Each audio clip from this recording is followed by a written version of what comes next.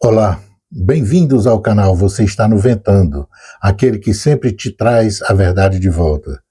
O meu nome é Valdileme e nós estamos aqui para mais um bate-papo sobre os eventos diários da geopolítica internacional. Bom, eu estou pegando a tontura, mas vou fazer o programa.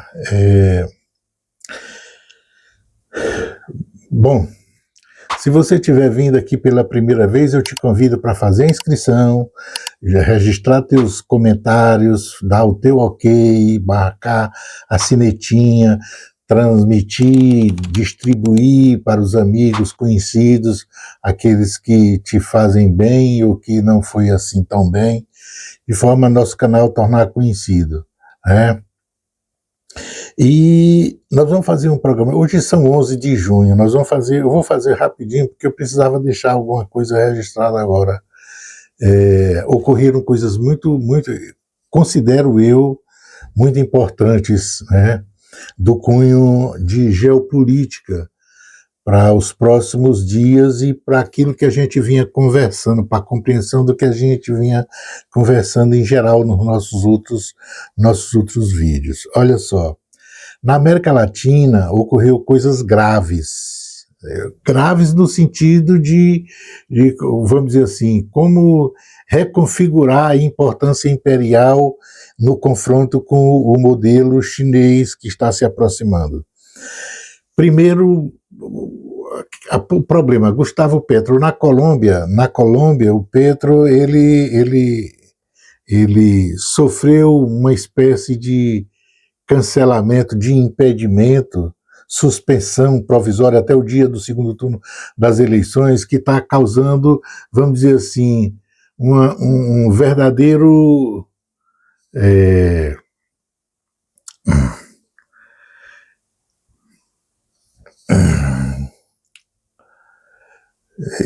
bom,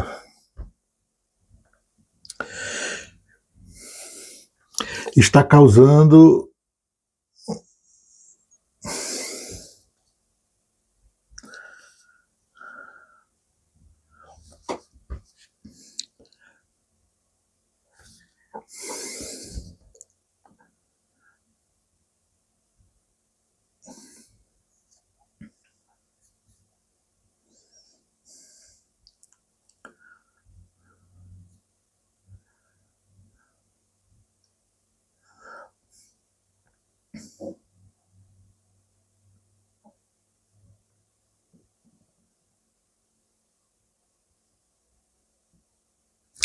o evento não foi um impeachment, não foi foi simplesmente uma decisão por uma comissãozinha dedicada a fazer as apurações, ou seja, antes de qualquer pretensão de Senado, de Câmara, de Parlamento, promover o impeachment, o afastamento para investigação de alguma coisa que se possa delinear como crime, infração, responsabilidade, eles tentaram fazer o seu afastamento, vamos dizer, a sua suspensão das atribuições da Presidência da República através de uma determinação de uma comissão onde um membro falou.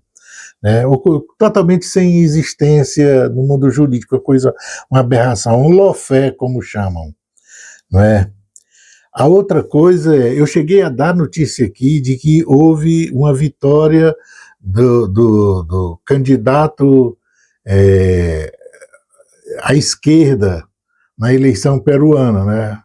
É um candidato da esquerda light, né, na eleição peruana, que estava enfrentando a Keiko Fujimori. Ele se manteve à frente e todo mundo, na medida da contagem que se encontrava ontem, todos diziam que estava eleito, que houve a eleição, de certa forma, que ele tinha ganho essa eleição.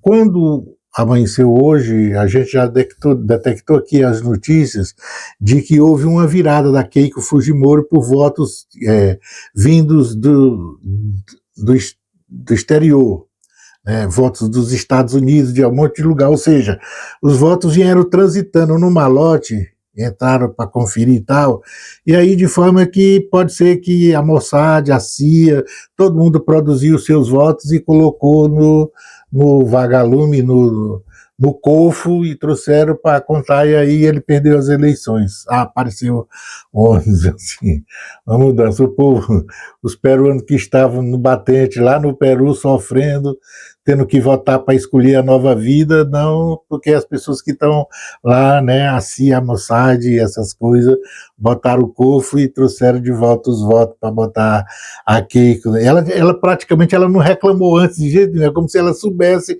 qual seria o resultado, mesmo fazendo uma construção apertada para não esquecer, para não provocar tamanha estranheza, E nós vamos ver por que eu estou achando que é uma coisa nesse nível aí, Importante, porque de repente também pode ser que o nosso amigo Papai Noel vai pedir aí umas atas, sei lá, alguma coisa do gênero. Nós também tivemos na Europa, vamos dizer assim, uma manifestação russa sobre o problema na Armênia, a eleição na Armênia, a censura contra a intervenção de europeus, União Europeia, o pessoal de OTAN e tal, influenciando vamos dizer assim, as ações das eleições da Armênia. Uma coisa assim que está começando, ela já começou assim um tom já de ameaça, a coisa já está começando a ficar um pouco mais séria, Porque na realidade estão pretendendo transformar a Armênia na bucha de canhão que virou a Ucrânia, que hoje já não é mais nem bucha de canhão, O povo parece que não aprende. A outra coisa, houve as respostas, nós chegamos a falar aqui sobre o helicóptero que os iranianos teriam derrubado, segundo informação dos próprios estadunidenses, lá na região do Golfo. Helicóptero Apache. Só que o Irã nunca confirmou que fez isso, e o Irã não costuma negar. Ou seja, o Irã diz quando faz isso. Já os Estados Unidos têm as bases destruídas e não abre a boca, não diz que o Irã destruiu. Já um helicóptero assim, uma história mais sem cabeça e tal, o helicóptero caiu, salvou os 2 pilotos e tal, e aí justificou que ele foi lá para dinamitar a história.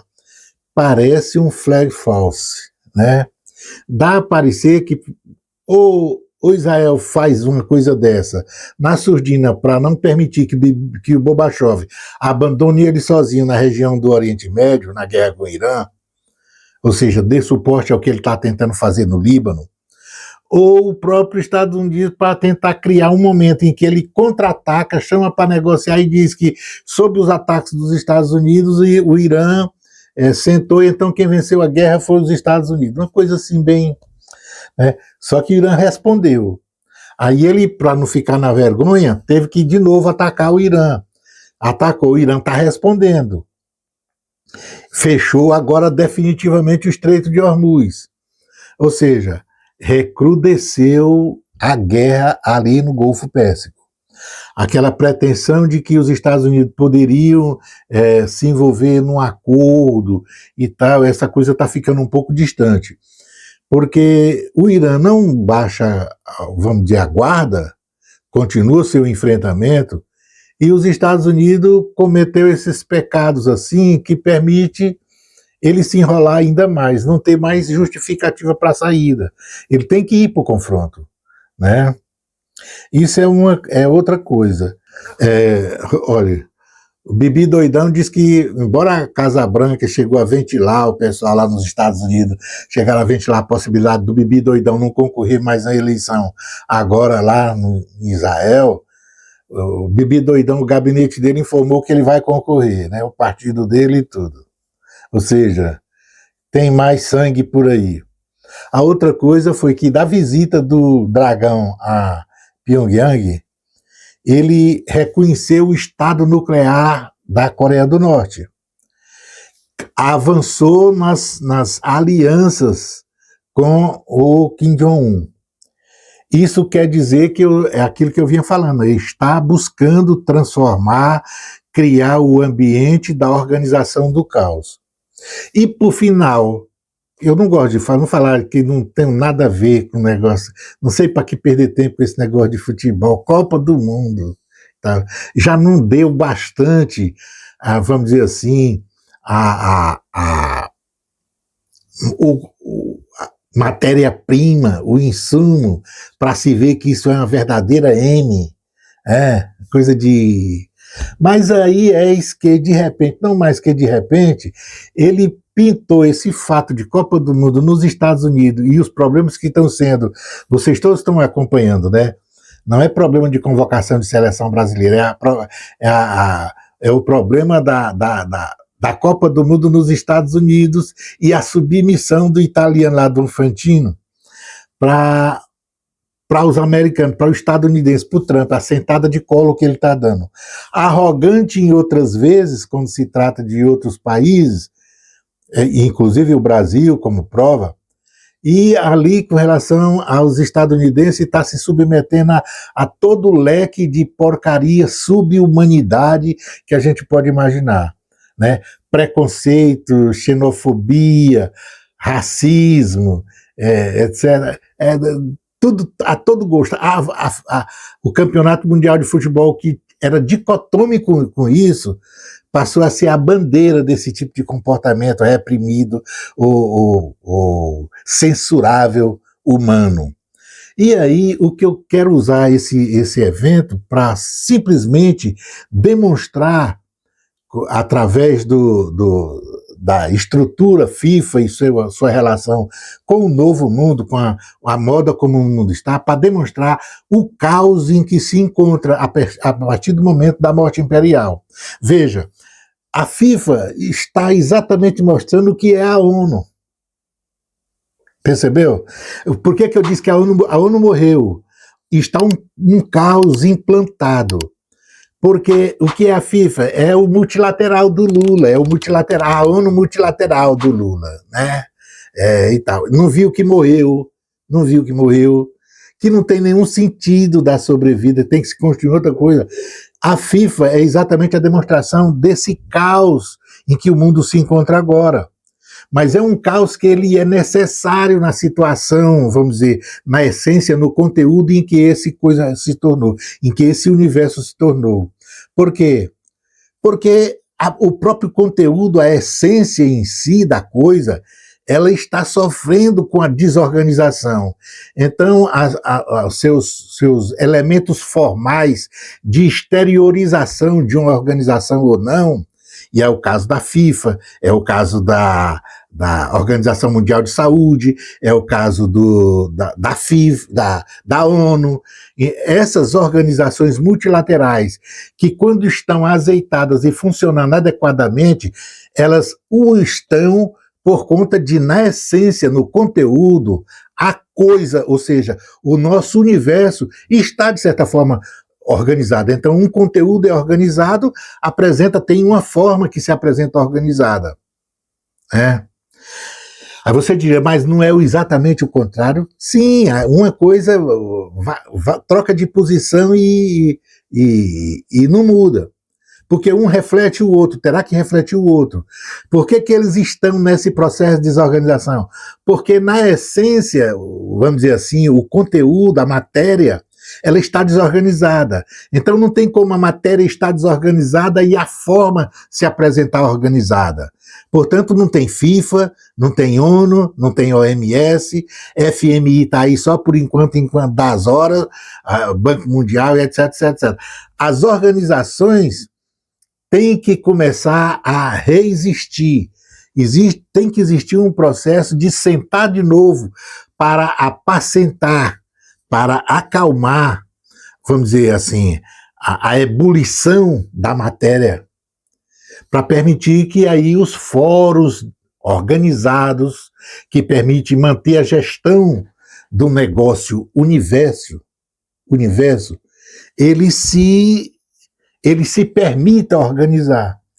Então, pode se chamar ONU, pode ficar lá em Nairobi, pode ir para Cochinchina, Xangri-Lá, pode até ficar em Nova York ainda. Não sei se vão querer ficar, porque quem vai assumir a ponta na multipolaridade, vai ressurgir das cinzas, talvez não queira que isso fique em Nova York exatamente para evitar essa coisa que a FIFA está fazendo com as pessoas, com jogador, com seleção, até com juiz, para entrar naquele território ali, que é um território altamente espinhoso. Percebe? Então, mas todos os outros processos, e aí eu disse, poderia começar pela estrutura do BRICS, buscando, porque ali num certo nível, existe um conglomerado de nações com alguma espécie de poder, né? Alguma espécie de eu posso contribuir com isso, mesmo estando distraída. Agora vamos conversar um pouco mais sobre isso. Mas entendeu o que eu estou dizendo? Então, eu usei a FIFA. A FIFA é exatamente o reflexo da realidade que a gente se encontra agora, como ente, como geopolítica, né? A nossa realidade. A ONU, os vários fóruns internacionais, multilaterais, eles estão totalmente sem cumprir a sua função institucional, aquilo para o qual existem. Veja que a ONU não consegue dizer o que é um crime de guerra, ela não consegue censurar ninguém, ela não reclama do bibi doidão que está matando aquelas. Não faz nada. Não tem como fazer, né? Não apita nada. Né? E isso o futebol está indo também, porque o futebol está exatamente abraçando, está visualizando o mundo da geopolítica, vamos dizer, a conformação dos novos poderes, e aí está indo nesse bolo, porque tem que começar de novo. Essa instituição, essa Copa não era para existir. Tivesse seleções com hombridade, com compromisso, que era o começo da história do Gilles Rimet, ela estava simplesmente... Muitos estavam abandonando, tinham deixado esse cara sozinho. Ele segurando a brocha lá do Bobachov. Só ele e a brocha do Bobachov. Era só isso. Não vai fazer nada. Bora organizar tudo de novo em outro lugar com outra coisa. Vamos deixar isso para lá. Organiza outra coisa. Era isso que era para ter feito. É isso que o momento está propício para fazer. É isso que precisa ser feito com a ONU. É isso que precisa ser feito com os organismos multilaterais. Quem é que tem que fazer isso? Todo mundo, mas tem que ser puxado, tem que ter vanguarda, tem que ser puxado pela nova multipolaridade, os novos grupos de poder. E aí vocês vão entender o que o China foi fazer lá na Pyongyang essa semana. Por que ele está conversando com o Irã de pé de ouvido? Por que conversa com a Rússia? E aí pede para a Rússia conversar com a Índia. Percebeu? Então, nos bastidores, eles falam um monte de coisa do mundo. Por exemplo, o nosso presidente Lula pensa que as pessoas, que os chefes de Estado, os verdadeiros estrategistas, os jogadores de xadrez, faz as coisas e abre a boca como ele fala. Ele vai lá na Casa Branca, senta lá, puxa um pouco os ovos do Bobachov lá, porque é no salão oval. Aí ele vem, diz lá, olha, escuta eu, aí ri pra mim, minha química e tal. Aí manda bater a foto, aí vem pra casa achando que convenceu, que as coisas acontecem assim.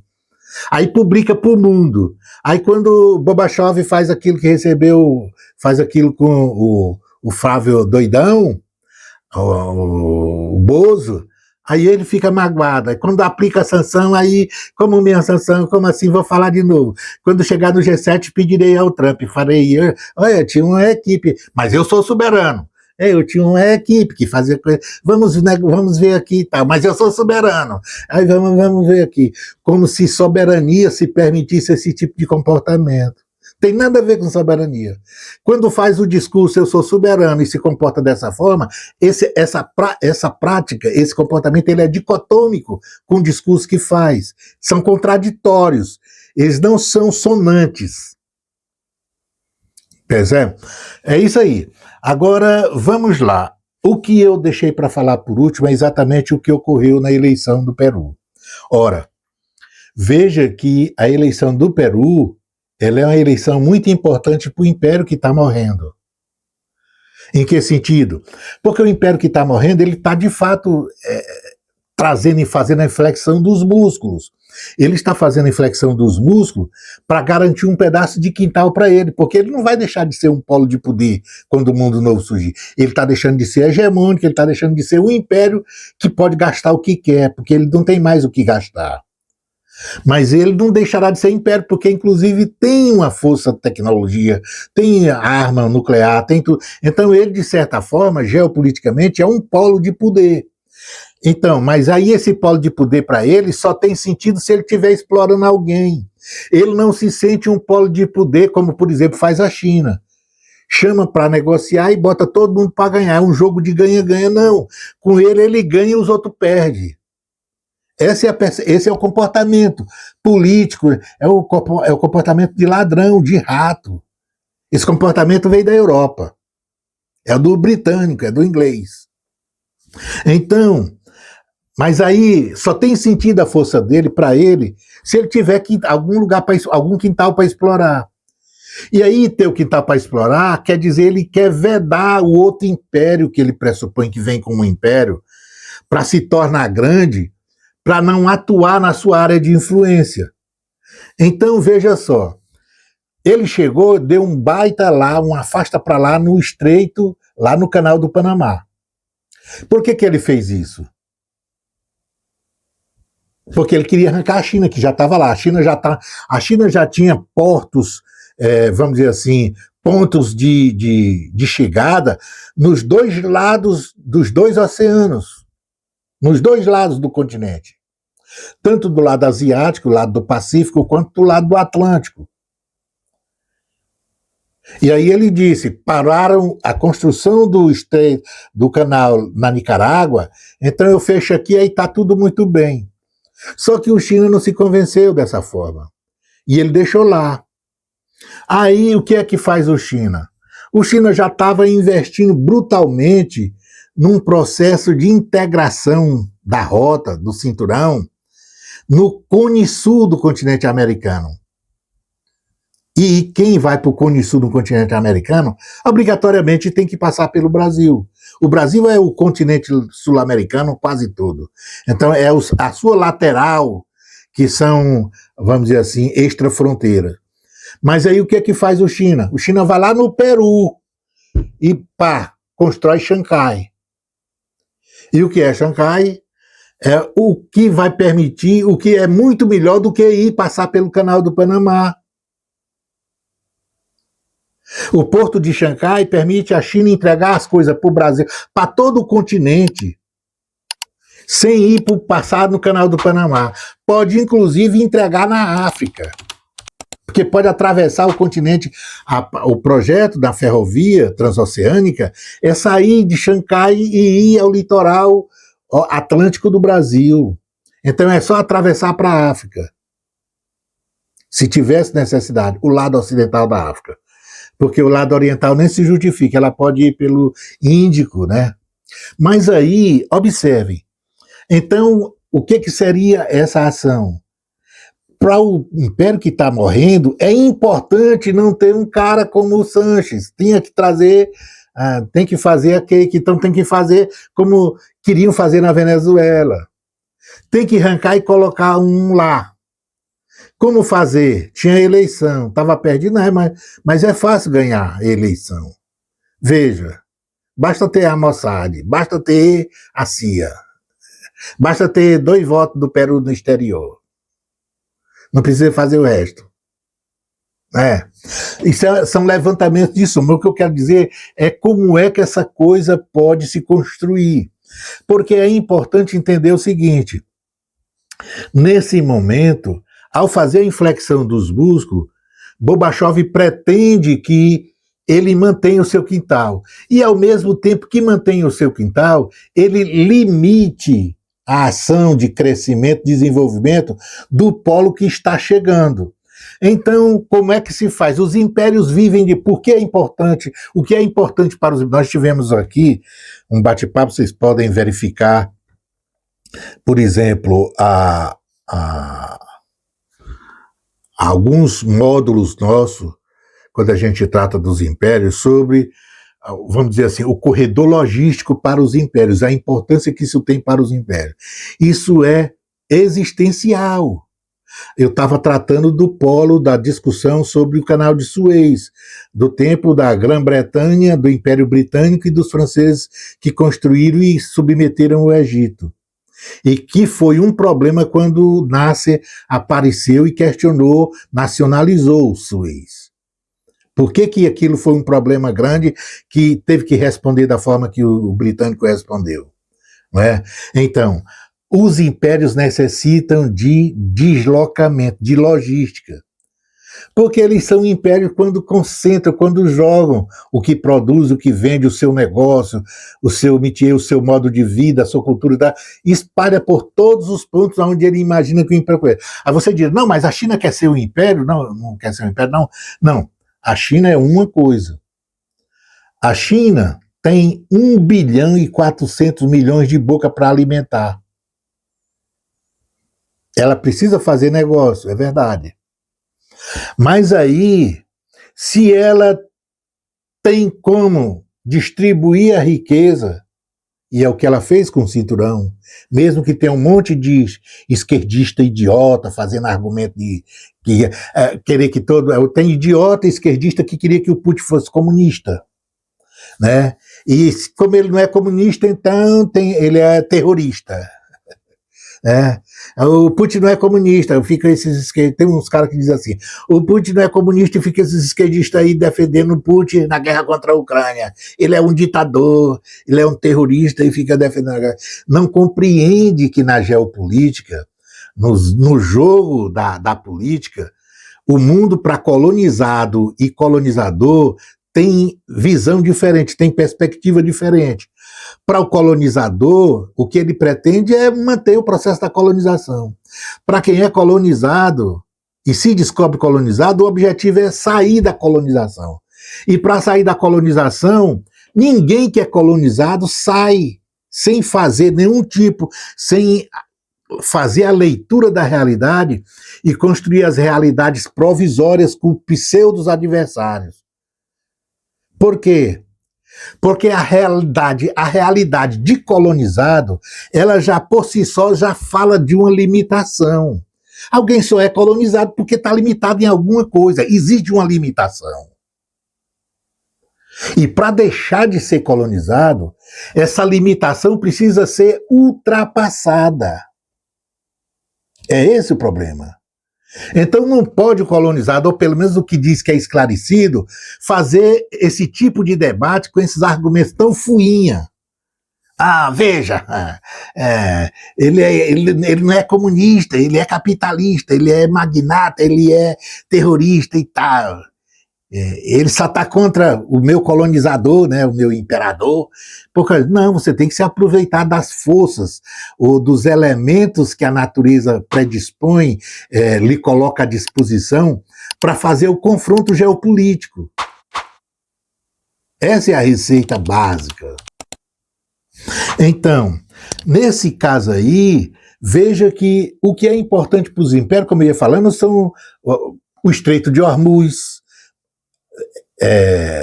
Bab el-Mandeb, Suez, Malaca, Gibraltar, Panamá, e etc, etc. Os vários pontos de gargalos do mundo, eles são importantes para o Império. Quando a China se apresenta para o mundo, constrói um projeto como é a rota, a nova rota, e faz, vamos dizer assim, as projeções de futuro, ela sente e olha todos os lugares que são gargalos do mundo e vê aonde ela não tem nenhuma condição futura de enfrentar a realidade, ou seja, de suplantar, de garantir soberania e tal, aqueles em que os pontos são eventualmente neutros, não vai servir para confronto, e aqueles aonde ela pode confrontar e construir a legitimidade dela. São três características de três espécies de gargalos de logística que o império, que a nação que quer se desenvolver, que tem as pretensões universais, como é a pretensão da China. E era a pretensão do Império Ocidental. Veja que o Império Ocidental tomava de conta de todos esses gargalos, porque era importante para ele. Por causa disso, ele mandou fazer um monte de porta-avião, espalhou 800 bases em tudo que é lugar do mundo, em todos os pontos do mundo. Para todas as latitudes da Terra tinha base norte-americana. Para que isso? Para garantir exatamente isso que eu estou falando. A soberania sobre os gargalos, os pontos de acocho que o sistema comercial, que a Terra mantém para a questão da universalização da expansão do consumo. Isso é o capital. Não é? Então vejam qual é a importância do Peru nessa conjuntura. Porque isso faz parte da leitura. É muito importante o que está acontecendo no Peru. Isso está aparecendo. Hoje eu vi a notícia e está aparecendo que não tem nenhuma. Mas isso tem muita importância. Eu vou parar por aqui e vou deixar vocês, que eu não estou tão bem, né? Vocês já viram. Vou deixar vocês meditando, pensando sobre este problema, né?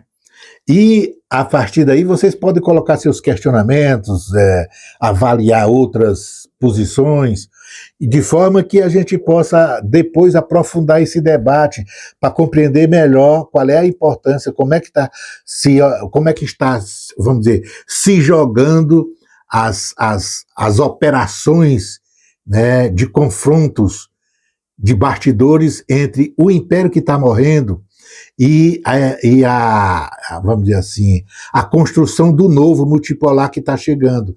Exatamente nestes locais aonde o império pressupõe que ele não pode perder. Ele não pode perder. Porque a situação fica pior, né? Aí seria um império mesmo capenga. Porque é um império que domina a tecnologia de roubar. Ele só conhece essa tecnologia, apropriar do recurso dos outros. Esse império que está morrendo, ele não tem nenhuma noção sobre trabalhar, produzir, distribuir riqueza, ser amigável, ele não tem nada disso, ele nunca teve.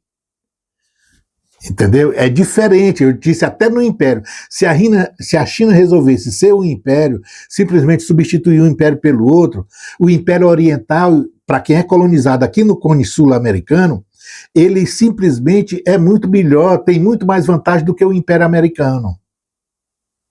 Se fosse essa forma de império hegemônico, né?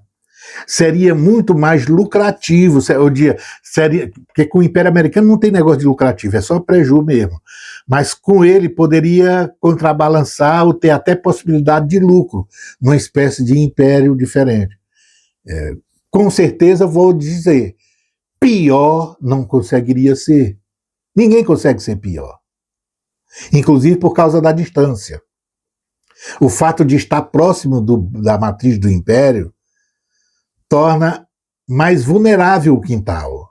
Veja que se a China fosse o que é o império dos Estados Unidos, pela distância a gente tinha muito mais liberdade, muito mais autonomia, tinha muito mais importância para eles lá do que nós temos para o império aqui.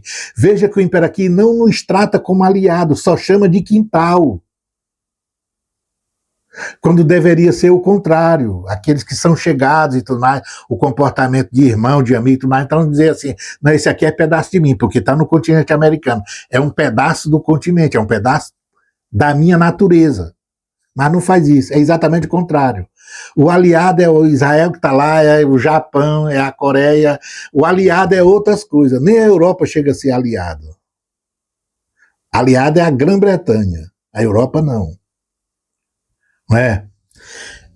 Então, mas aí vocês escrevam, diga alguma coisa e distribua aí para os ouvintes, telespectadores. Eu vou deixando aqui, a gente volta logo se a saúde me permitir. E E aí vocês ficam com Double Pueblo. Beleza? Um abração.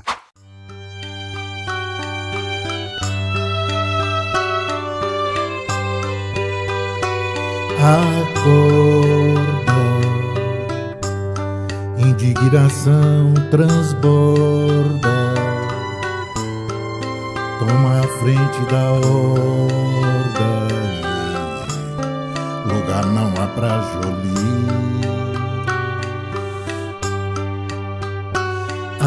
Acorda, que a ti não reste sobruço, põe-te em volta do pescoço dos que imitam Luís. A cor da liberdade é sangue, que o covarde se zangue, exige o próprio nariz. A cor da igualdade é sangue, que o covarde se zangue, exige o próprio nariz.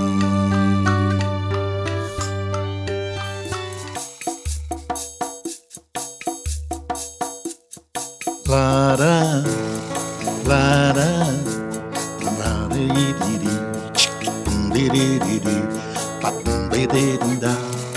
lara, lara.